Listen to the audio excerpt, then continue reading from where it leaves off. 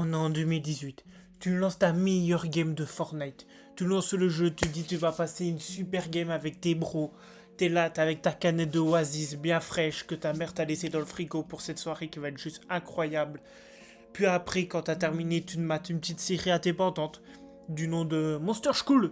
C'est pas mal Monster School, tu te dis, c'est incroyable. Tu dis que tout cette énergie créative, tous ces passionnés qui font eux-mêmes main vont continuer pendant des années. Et puis arrive 2026. Comment expliquer que 2026 tu lances Fortnite, tu te retrouves avec le skin Tung Tung Tung ça roule et Ballerina Cappuccina. Tu bois ta canette d'Oasis, tu remarques que le design est fait avec de l'intelligence artificielle. Puis après tout ça, tu te dis, tiens, je vais scroller sur TikTok et je vais regarder une petite série faite par un indépendant et tu tombes sur Skibidi Tentafruit. Tu te dis, c'est un peu triste que tout ce qui est autour de moi maintenant c'est de l'intelligence artificielle et tu décides de te renseigner pourquoi tout devient comme ça. Et tu tombes sur cette vidéo. Et dans cette vidéo, on va voir pourquoi tout devient de l'intelligence artificielle et pourquoi c'est un risque, pas que dans les réseaux sociaux, mais aussi dans notre vie quotidienne.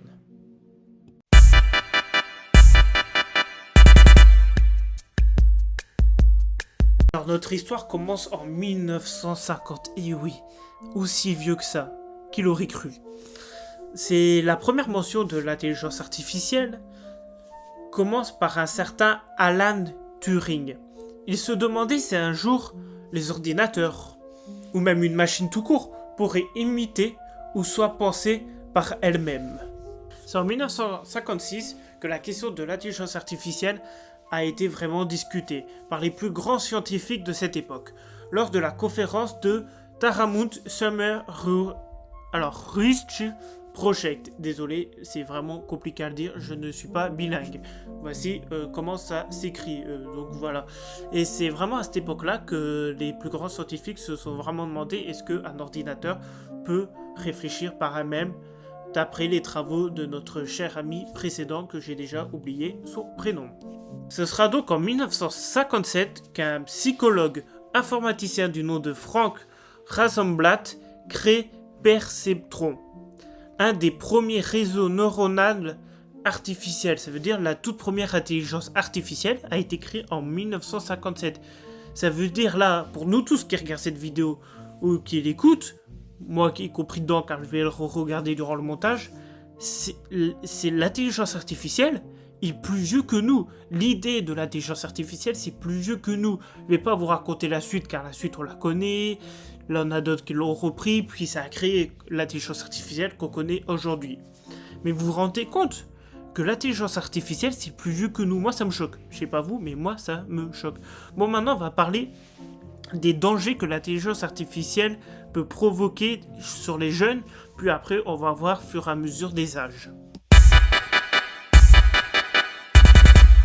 Après ce petit court histoire qu'on vient d'avoir sur la création de l'intelligence artificielle, on va voir les risques de l'intelligence artificielle comme dit précédemment. Je vais commencer par parler de l'emploi. 5 millions de postes en France vont partir d'ici 5 ans à cause de l'intelligence artificielle. Dans ces postes, on peut compter l'informatique, l'art, la musique.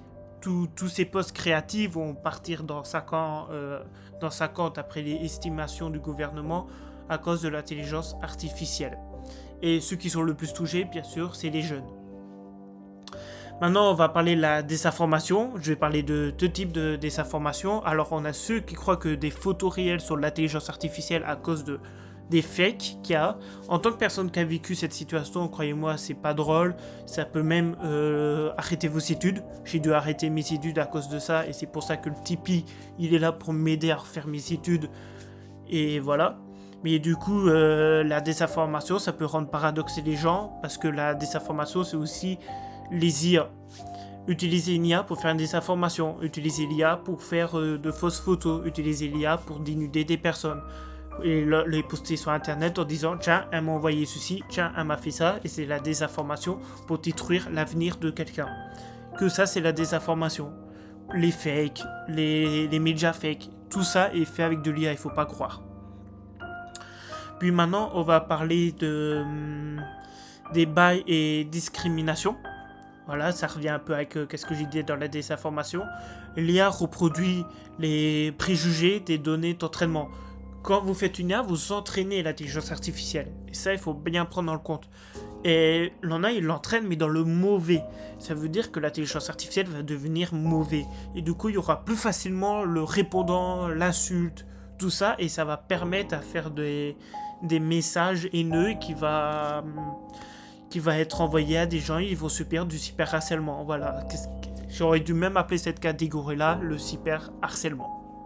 Puis après, on a les cyberattaques. Les hackers, maintenant, vont utiliser l'intelligence artificielle pour hacker les ordinateurs, car c'est plus pratique, le code va être fait en 2 secondes, ils n'ont plus besoin d'écrire, le code, il est fait par Crocs, par Claude, par tout ça.